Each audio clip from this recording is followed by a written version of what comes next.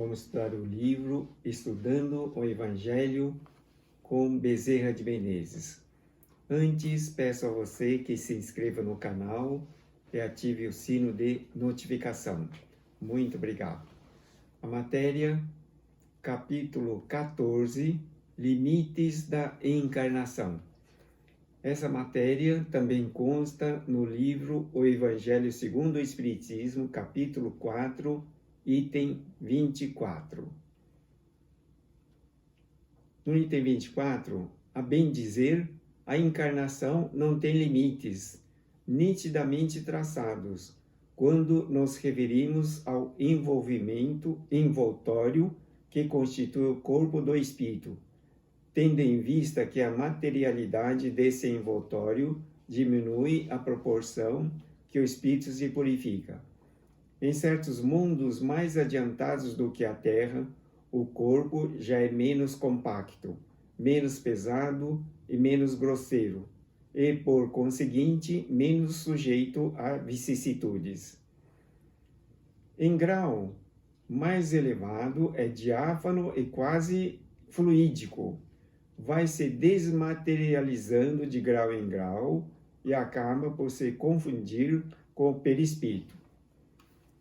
Veja, portanto, que a encarnação não tem limites, considerando que a encarnação necessite de um envoltório, uma vestimenta de carne.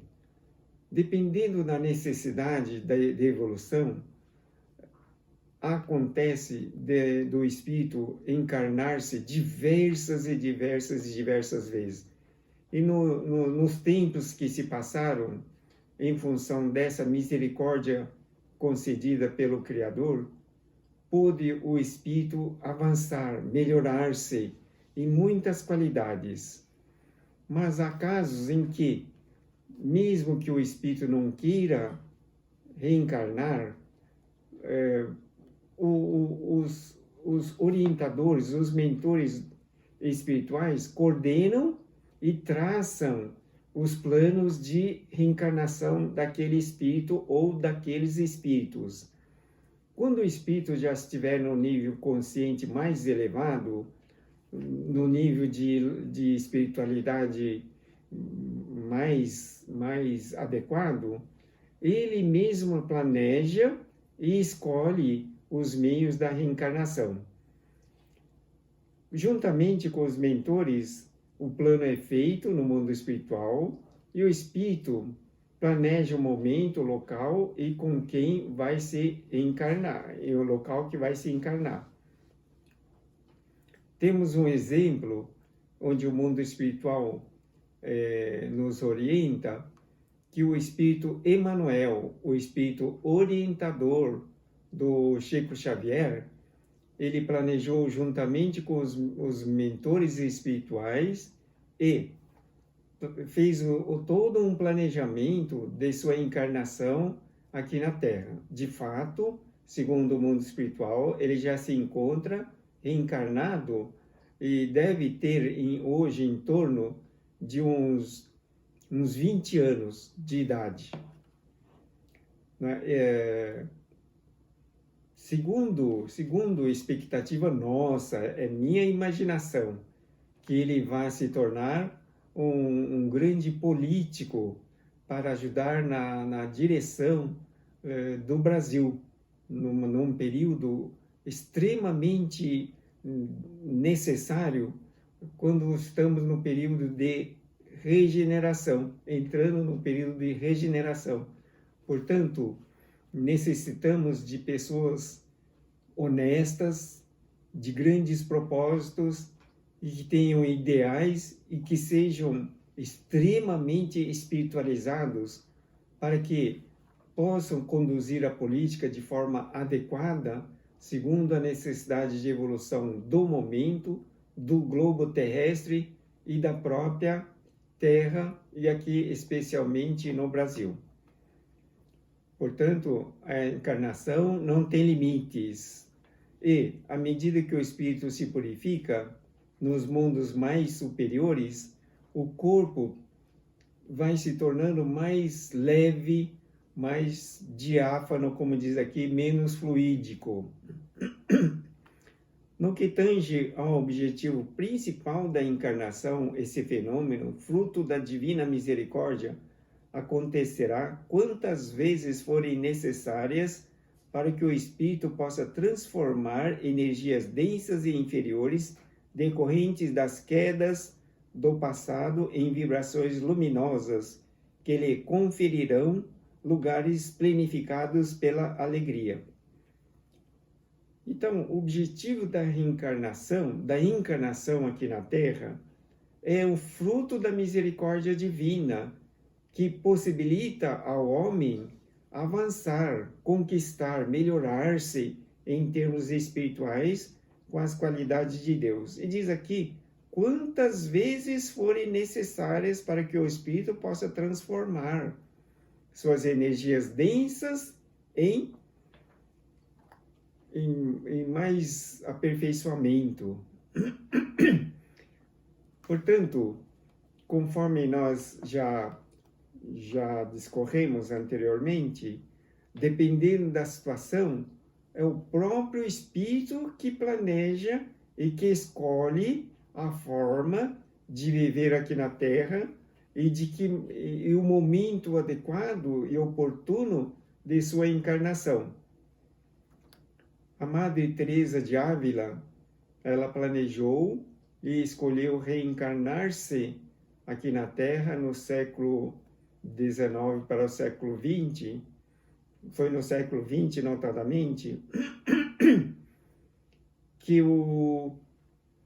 ela reencarnou na Índia como Madre Teresa de Calcutá, não é? Já retornou ao mundo espiritual em situação de melhor e mais luminoso aperfeiçoamento. Então, dependendo da qualidade do espírito, ele pode planejar e escolher onde reencarnar e de que maneira desenvolver a vida. E, normalmente, obtém grandes sucessos. Portanto, ele, estando aqui na Terra, ele transforma as qualidades de Deus, melhora-se. Em cada encarnação, ele procura melhorar as suas qualidades. É como numa escola. Numa escola, não é porque terminou o ano letivo e que não haja mais continuidade de transformar-se e melhorar-se no ano seguinte. Não é? Aqueles que não acreditam na encarnação são no momento, menos informados e mais ignorantes, porquanto a encarnação possibilita uma contínua transformação, não é? Melhorando as quedas do passado e transformando em vibrações luminosas que conferirão lugares plenificados pela alegria. Isso é verdade. Em cada momento em que permanece na Terra, vai procurando aproveitar bem o tempo e de maneira que possa aperfeiçoar sempre as qualidades de Deus. O que mais confere ao espírito a melhoria de suas qualidades é o amor pelo semelhante e os trabalhos e serviços em nome da caridade. As vestes do espírito nos primórdios da existência apresentavam-se quase tão densa quanto o corpo material, que dava a esse espírito condições de se manifestar para o trabalho de reajustamento ao código divino. Foi o movimento contínuo e sistêmico de ir e vir, encarnando e desencarnando, que possibilitou ao ser a diluição gradual das energias inferiores, o qual lhe conferiu melhor condição de vida espiritual. Portanto, veja que, naturalmente, podemos afirmar que hoje o nosso corpo material, instrumento de trabalho do nosso espírito, é muito mais aperfeiçoado, tem melhores qualidades de possibilitar o trabalho necessário que precisamos desenvolver. Acredito que tenha também uma quantidade mais aperfeiçoada de neurônios, que possibilita também utilizar os poderes psíquicos e mentais de maneira que as coisas possam desenvolver-se mais adequadamente. Então, a veste do espírito nos primórdios da existência apresentava-se quase densa quanto o corpo material, não? E que depois ele foi melhorando nessa condição de ir e vir. Ele vai melhorando-se a cada vez. É como, por exemplo, um corredor que tenta ser um grande piloto de Fórmula 1. Inicialmente, ele vai treinando dentro das possibilidades em diversas modalidades e vai aperfeiçoando e fazendo jus a equipamentos mais sofisticados, como os grandes pilotos de Fórmula 1, que mesmo dentro da equipe, pode ser que alguns fiquem com o carro mais aperfeiçoado. E assim também com o nosso corpo carnal. À medida que nós vamos reencarnando, vamos fazendo conquistas de melhores equipamentos de trabalho, que é o nosso corpo material, corpo carnal. Suponhamos que numa determinada situação se pratique o suicídio, fugindo da vida, destruindo o corpo, ou seja, um instrumento de trabalho. Além do karma negativo dessa pendência tão prejudicial, esse espírito que praticou o suicídio, ele vai se submeter numa etapa seguinte, encarnando-se num corpo deteriorado, prejudicado exatamente de acordo com os prejuízos que impôs a si mesmo. Por quê? Porque toda a situação imposta ao corpo carnal também ficam guardados na alma do espírito e ele molda o corpo perispiritual de acordo com de acordo com as imposições sofridas pelo suicídio. Se tomou um veneno corrosivo tóxico, é provável que esse ser, na próxima existência, vá sofrer terrivelmente com situações de esôfago, de estômago, de intestinos, de fígado, vias aéreas e coisas assim. Se ele pulou de um prédio, prejudicando, esfacelando-se ao solo, ele vai nascer numa situação de deficiência locomotora, com muitos prejuízos no próprio organismo interno e coisas assim. Se deu um tiro na cabeça, ele nasce com deficiência cerebral. E assim sucessivamente. Então, mas se viveu bem, viveu alegremente, contribuindo para o bem das pessoas, evoluiu em termos de inteligência, de conhecimento, aprimorou as suas qualidades, trabalhando para o bem das pessoas, ele conquista para a próxima existência um corpo de carne, uma roupagem mais aperfeiçoado, que lhe permita fazer um serviço provável de melhores qualidades.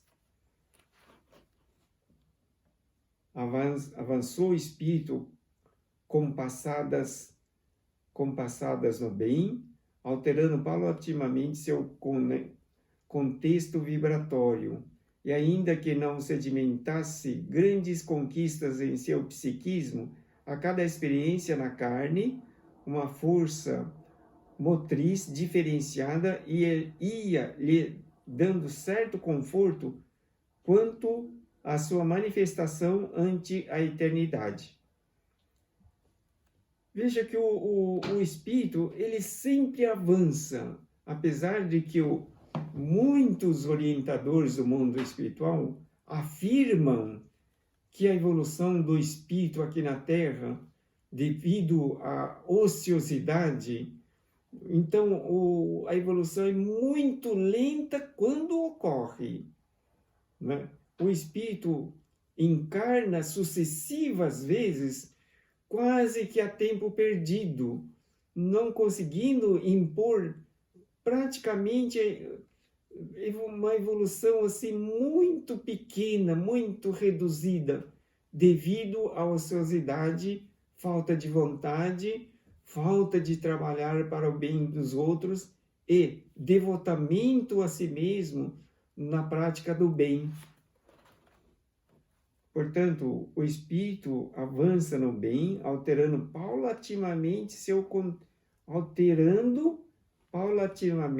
contexto vibratório, e ainda que não sedimentasse grandes conquistas em seu psiquismo, a cada experiência na carne, uma força motriz diferenciada e lhe dando certo conforto. Né? Claro que só o fato de reencarnar já constitui um grande avanço.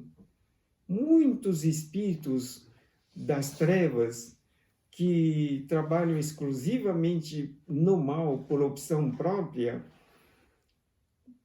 relutam em reencarnar, porque não querem vir aqui na face da Terra e ter que se sujeitar às mudanças. Porque quando o espírito ele se aloja no ventre materno, forçosamente ele recebe a transfusão do psiquismo da própria mãe, do pai e da atmosfera do local onde ele estiver. E com isso já lhe proporciona uma grande transformação, porque ele recebe 100% de todo o conteúdo da alma da mãe, que lhe possibilita uma grande transformação em si mesmo. Daí, ele forçosamente se encontra num caminho mais evoluído, mais elevado. Mesmo que ele queira, a todo custo, situar-se nas condições do passado, de um passado mais distante, ele não consegue. Por quê? Porque tudo foi mesclado e transformado, provavelmente para melhor. Enquanto que emigram e imigram no movimento natural de encarnação e desencarnação, são instrumentos de condução do progresso à sua esfera de vivência, onde também terão oportunidade de aferir sua conduta e seu pensamento quanto à moral do Cristo. Portanto, veja que nesse contínuo processo de encarnação e desencarnação, nós recomendamos muitas vezes culto às almas dos antepassados, né? Fazer orações cotidianas em prol do benefício e felicidade dos antepassados. Mas o fazemos esse tipo de orações e cultos em sinal de profunda gratidão e reconhecimento aos benefícios recebidos. Certas correntes religiosas orientais recomendam que um espírito desencarnado deva receber orações no mínimo durante 50 anos. Durante 50 anos seria oportuno que aquele espírito desencarnado recebesse as orações e preces. Por quê? Porque após 50 anos, provável que aquele espírito já esteja pensando em retornar à Terra. E não que seja prejudicial orarmos para um espírito imaginando que ele esteja no mundo espiritual, quando na verdade ele já está desencarnado, que esse espírito que recebe a oração não seja beneficiado. Daí, o espírito que estiver reencarnado, ele vai continuar recebendo as orações e vai se apresentar como uma pessoa de muita sorte, apesar de que a sorte não existe. Ele vai ter um melhor aproveitamento espiritual em tudo que estiver fazendo. Portanto, como diz aqui, são instrumentos de condução do progresso à sua esfera de vivência. Não é? Na encarnação e desencarnação, esse processo misericordioso concedido por Deus, todos os espíritos têm possibilidade de evoluir. Embora o mundo espiritual muitas vezes diz que muitos espíritos, incontável número de espíritos, vêm à Terra, simplesmente passa o tempo e não apresenta uma evolução satisfatória. Porque ficam na ociosidade, não aceitam Deus, não vão às igrejas, não fazem orações, não fazem reflexões, não concentram a mente para as coisas de Deus, só ficam empenhados nos proveitos da matéria. E a única forma que proporciona ao espírito um certo grau de evolução é a caridade, é o amor ao próximo, é o bem realizado para a felicidade dos semelhantes, é o quanto você se dedica para que uma outra pessoa seja feliz. Esse é o maior proveito espiritual que um espírito possa ter enquanto aqui na Terra. E provável que no mundo espiritual esses conceitos não se modificam. Lá no mundo espiritual também, o espírito que estiver devotado ao bem dos semelhantes vão continuar aperfeiçoando e evoluindo continuamente. Dessa forma, na preparação do programa de adiantamento moral do espírito, os programadores divinos prevêem muitas idas ao plano físico imprescindíveis para a instalação, consoante a instrução de Jesus, do reino de Deus no interior do seu ser. Portanto, na preparação do programa de adiantamento moral do espírito, veja que, graças a Deus, nós temos instrutores, orientadores. Para nós, aqui no plano material, eles são invisíveis, mas continuamente eles acompanham o evoluir, o andamento de cada momento, de cada espírito encarnado, promovendo, às vezes, correções quando necessários. Então, os programadores divinos preveem muitas idas ao plano físico, imprescindíveis para a instalação, consoante a instrução de Jesus, do reino de Deus no íntimo do seu ser. Veja que Jesus afirmou, não vai perder nenhuma ovelha do aprisco de meu Pai. Não é? Portanto, o mundo espiritual, eles trabalham para que o ser humano, mesmo o de qualidade bastante inferior, possa progredir, possa melhorar-se. E de todas as formas, mesmo aqueles que estão praticando tremendas coisas negativas em prejuízo do próximo, ainda assim eles são assistidos.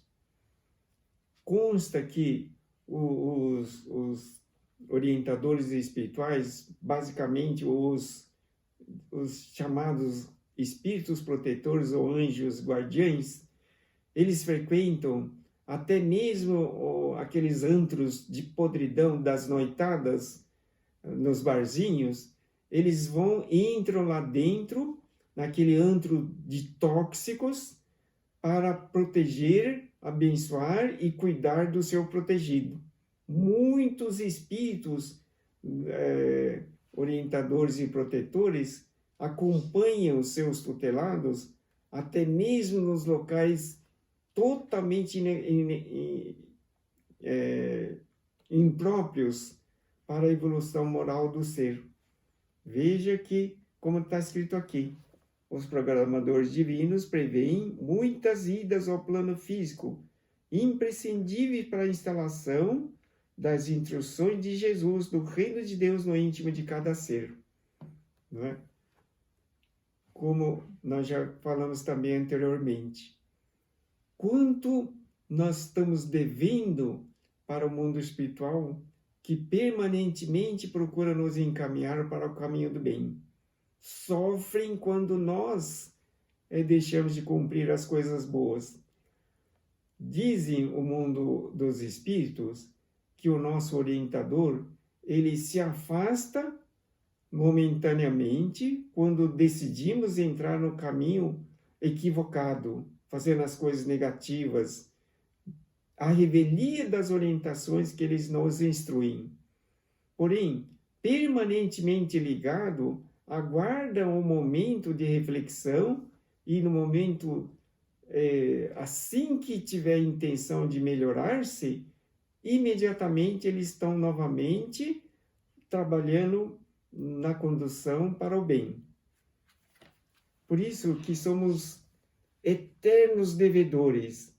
E, pensando nessa tão grandiosa dívida que temos para com o céu e para com o mundo espiritual, é que trabalhamos devotadamente para o bem dos outros, de forma voluntária, nos centros religiosos, nas casas de Deus. E quanto mais nós nos devotarmos para o bem dos outros, temos possibilidades de melhorarmos as nossas qualidades, reduzindo os débitos que temos dentro de nós.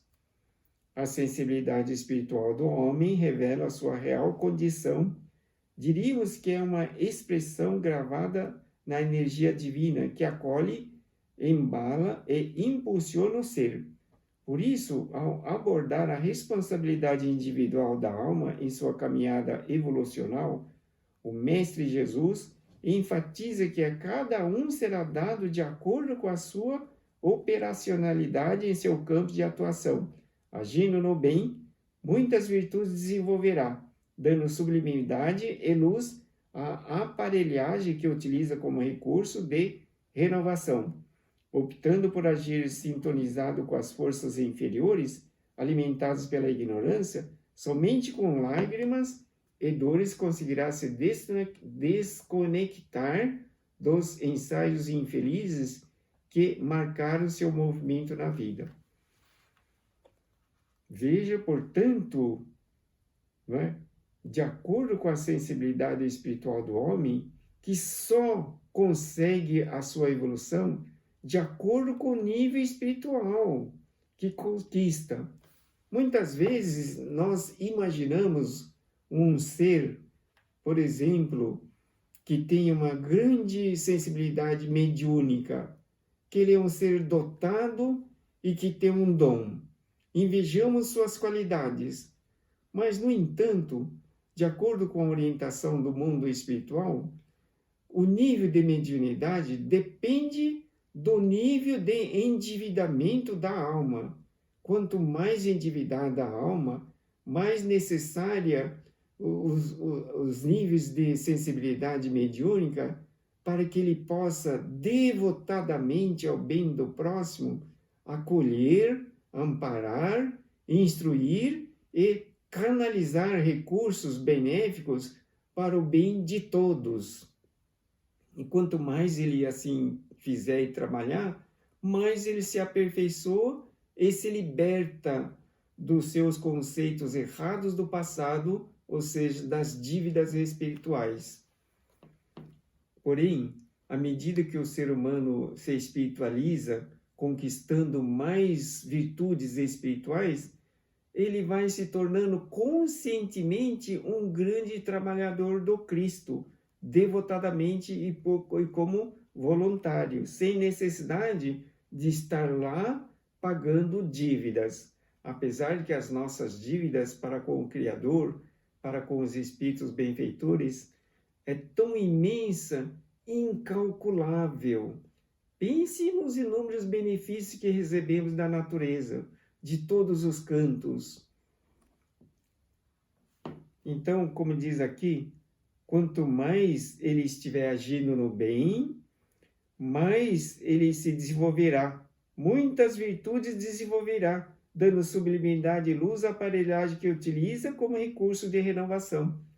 Então ele vai aperfeiçoando a roupagem, o instrumento de trabalho, que é o nosso corpo carnal. Vai obtendo um corpo carnal com mais recursos, um melhor psiquismo, uma melhor capacidade mental, uma melhor dosagem de neurônios e assim sucessivamente. Porém, optando por agir sintonizado com as forças inferiores, ou seja, com as coisas negativas, ele diz que somente com lágrimas e dores conseguirá se desconectar dos ensaios infelizes que marcaram seu movimento na vida. Então, não só ele pode ter um corpo inoperante, com menores recursos, como também ter um atraso considerável no seu nível de evolução. Por exemplo, um homem de inteligência bastante desenvolvida, que tenha se utilizado de sua capacidade em coisas negativas, prejudiciais aos seres humanos, ele retorna na vida seguinte num corpo inoperante, com menos recursos, que não consegue ter todo aquele manancial de capacidade para que com isso não prejudique o seu semelhante e não se prejudique ainda mais, decaindo-se nas suas qualidades morais.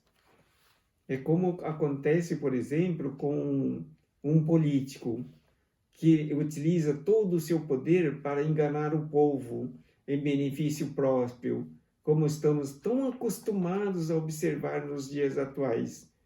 Provável que na vida subsequente ele venha à Terra com um recurso de inteligência mais reduzido.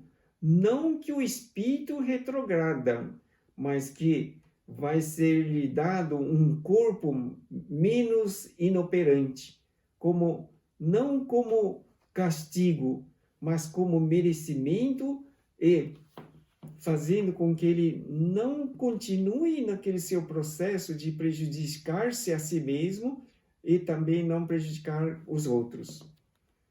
Por ser filho do Altíssimo, o homem se encontra abundantemente cercado de possibilidades de reformular os conceitos que traz sobre a benevolência maior. Por ser filho do Altíssimo, veja a afirmação. Então você é um ser divino, perfeito, e que tem todas as possibilidades de avançar continuamente, tanto em termos materiais, quanto em termos espirituais. Porém, como sempre o Senhor Jesus nos afirmou, a caridade é o caminho da salvação. A caridade é o caminho que nos possibilita aperfeiçoar as qualidades de Deus. Nos planos espirituais superiores, a que todos os homens terão acesso, a vestimenta do Espírito é ainda mais fluídica e leve, em virtude do empenho e do trabalho árduo desenvolvido durante suas existências para se tornar melhor. Veja só, não é? Então, quanto mais nós nos aperfeiçoarmos, mais possibilidade de conquistarmos um corpo mais aperfeiçoado, com melhores recursos, que nos possibilitam grandes progressos, em virtude do empenho e do trabalho árduo desenvolvido durante suas existências para se tornar melhor. Portanto, devido ao árduo trabalho desenvolvido durante sua existência, o espírito ele aperfeiçoa suas qualidades. Suponhamos uma pessoa que trabalhe numa empresa de coleta de lixo público. Aparentemente é um trabalho que muita gente imagina, jamais trabalharia numa situação assim. Mas é possível que a pessoa que ali esteja desempenhando essa função faça com muito empenho, com muita boa vontade, com alegria, imaginando que com isso presta um grande benefício à sociedade. Portanto, o espírito dele, embora num trabalho modesto, está apresentando um bom desenvolvimento. No trabalho devotado ao bem do semelhante, é que se conquista a evolução espiritual. E à medida de sua depuração interior, na sua apresentação se fará cada vez mais leve e luminosa, pela conquista alicerçadas em seu coração. Portanto, veja, quanto mais o espírito se devota ao bem dos semelhantes, esforçando-se para que, através do serviço devotado, possa contribuir para o bem e felicidade de todos. Daí, devido à sua depuração interior, sua apresentação se fará cada vez mais leve e luminosa, pela conquista alicerçada no coração. As vicissitudes do passado se transformam num presente de luzes fulgurantes e num futuro de glórias excelsas, em razão da postura ilibada, sustentado no mais puro sentimento de amor, de compaixão, de fé, que bordarão com os fios prateados e dourados da caridade as alegrias do reino sublime do Pai. Veja que o ser humano se encontra ainda no mundo de expiação e provas. Segundo o mundo espiritual, estamos adentrando no mundo de regeneração, que é o século XXI. Mas as vicissitudes do passado se transformam num presente de luzes fulgurantes e num futuro de glórias excelsas. Claro, a cada um segundo suas obras, conforme disse o Senhor Jesus, depende das conquistas realizadas, notadamente trabalhando-se intensivamente, transformando as qualidades de Deus na alma, ou seja, melhorando os pensamentos, melhorando as palavras, as atitudes, principalmente pensando sempre de como melhor se tornar a cada dia e, com isso, transformar todo o ambiente para que mais e mais pessoas também possam ser felizes. Portanto, em razão da postura ilibada, sustentada no mais puro sentimento de amor, de compaixão, de fé, diz aqui, bordarão com os fios prateados e dourados da caridade as alegrias do reino sublime do Pai. O reino sublime do Pai, disse-nos o Senhor Jesus, está dentro de cada um de nós. Portanto, com a nossa atitude, com a nossa palavra, o nosso comportamento, o nosso desenvolvimento psíquico, notadamente para o bem, construímos o mundo perfeito de Deus, onde desejamos viver, que é o reino de Deus está dentro de vós.